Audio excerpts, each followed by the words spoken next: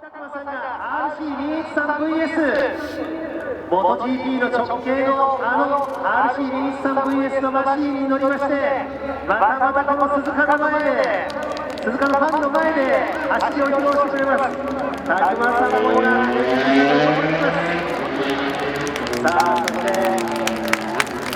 昨日は言葉にならないよ、うまく自分で言葉を見つけられないと言っていた。さあ、先に出ていったその2人を追いかけるようにレジェンドライダーたちが、ワールドチャンピオンのライダーたちが、さあこの鈴鹿で共演です。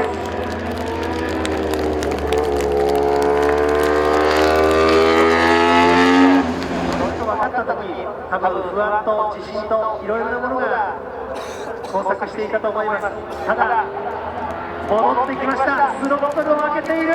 ものすごい勢いで今スロットルを開けて駆け抜けていきました。明らかに昨日よりもスムーズに、信じられないスピードで駆け抜けていく。さっきまで車椅子でいたあの2人が信じられないスピードでストレートを駆け抜けていきました。そしてエリー・ロバーツ、エリー・ロートサーブを振りかせながら通過をしていきます。